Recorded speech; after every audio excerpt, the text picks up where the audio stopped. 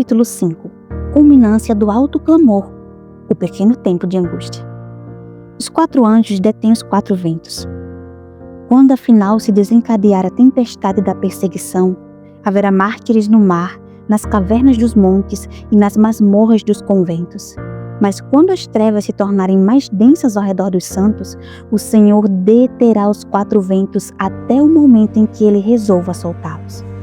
Os elementos da natureza também ficarão sujeitos até certo ponto.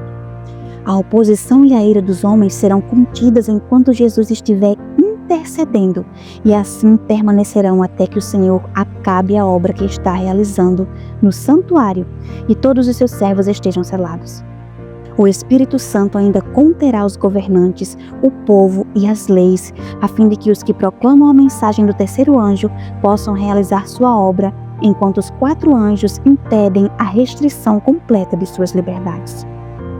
O Senhor sujeitará as potestades das trevas até que se tenha dado a advertência e todos estejam preparados para o conflito.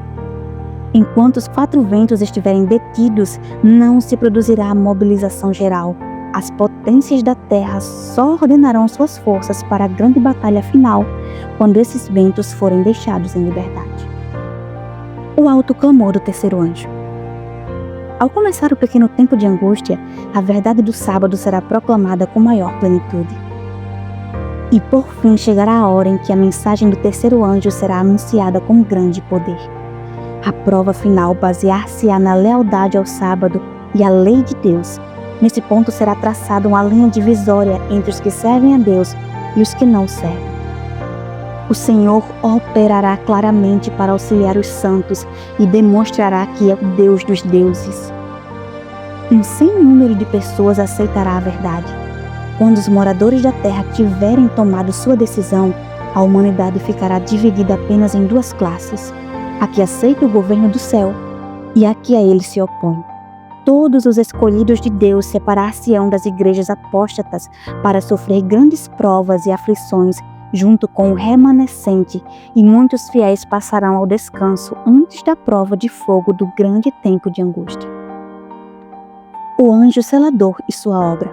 Durante o tempo do selamento, Satanás acusará os santos com veemência e os tentará a renegar a Deus. Alguns dos mesmos que professam ser crentes recomendarão com insistência o acatamento das leis humanas, mas os fiéis implorarão que o Senhor lhes conceda perdão e libertação. Depois da promulgação do decreto que imporá a aceitação do sinal da besta, o pequeno rebanho será selado. Sobre os que observam os mandamentos, imprimir-se-á o sinal da libertação que os protegerá durante o grande tempo de angústia. A visão de Josué e o anjo aplica-se com singular validez à experiência pela qual o povo de Deus passará quando terminar o grande dia da expiação, pois os seus pecados serão apagados dos registros, ser-lhe-ão tiradas as vestes contaminadas e eles serão cobertos com o manto imaculado da justiça de Cristo. A chuva serôdia tê-los-á fortalecido, despertado e preparado para suportar as 7 últimas pragas. O tempo do selamento dos 144.000 é o mesmo que foi revelado a Ezequiel e a João. Promulgar-se-á o decreto, imprimir-se-á o selo e os fiéis ficarão sem mácula para a eternidade. Quando o anjo selador, o homem com o tinteiro de escrivão, subir da terra ao céu, Jesus deporá seu incensário. O número de seus súditos foi completado e o Senhor recebe o seu reino. O fim do tempo de graça. O Evangelho foi a todo mundo e chegou ao fim. O Evangelho foi a todo mundo e chegou ao fim. A conta das nações com o Senhor chegou a um ponto que Ele não permitirá que seja ultrapassada. Sua paciência esgotou-se e chegou o dia do juízo em que, como juiz de toda a terra, se levantará para vindicar sua autoridade ultrajada. A lei universal que imporá a observância do domingo, cuja promulgação constituirá o último ato do drama, terá invalidado a lei de Deus e aberto o caminho para o príncipe do mal estabelecer sua autoridade. Portanto, já será hora de o Senhor operar, revelar a si mesmo e se levantar para sacudir terrivelmente a terra. Elucidado assim o assunto, qualquer pessoa que espezinha a lei de Deus para obedecer a uma ordenança humana recebe o sinal da besta, aceitando assim o sinal de lealdade a Satanás. A ceifa do mundo é o fim do tempo da graça, e quando esta acabar, levantar-se-á Miguel e pronunciará as palavras: está feito.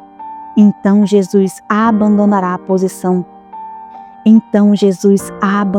posição que ocupava como mediador entre Deus e o homem, e uma nuvem de trevas espirituais cobrirá os habitantes da terra, que continuarão sem saber a decisão final e irrevogável, foi pronunciada no santuário celestial. Querido amigo, o tempo da misericórdia ainda está aberto. O alto clamor representa o último e mais poderoso convite de Deus para um mundo que caminha para o fim. Antes que juízos finais caiam sobre a terra, o Senhor fará resplandecer sua verdade com poder, chamando seus filhos a uma decisão definitiva. Hoje é o dia de abandonar o pecado, fortalecer a comunhão com Deus e permitir que o Espírito Santo nos transforme à semelhança de Jesus. Pergunto a você, se o Espírito Santo fosse derramado em plenitude hoje, o seu coração estaria preparado para recebê-lo? Você está disposto a seguir a Cristo, mesmo que isso lhe custe conforto, segurança ou aprovação humana? Se o seu desejo é fazer parte do povo que proclamará o alto clamor e permanecerá firme durante o pequeno tempo de angústia, então ore em seu coração. Diga: Senhor, prepara-me para os acontecimentos finais. Purifica o meu coração, fortalece a minha fé e enche-me com teu Espírito Santo.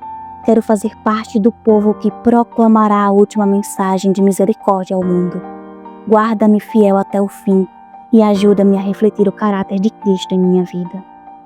Que Deus nos conceda a graça de não apenas conhecer essas profecias, mas de vivê-las em plena comunhão com Cristo, para que, quando o alto clamor ecoar pela terra, estejamos entre os que permanecem fiéis e anunciam a breve volta do Salvador. Amém.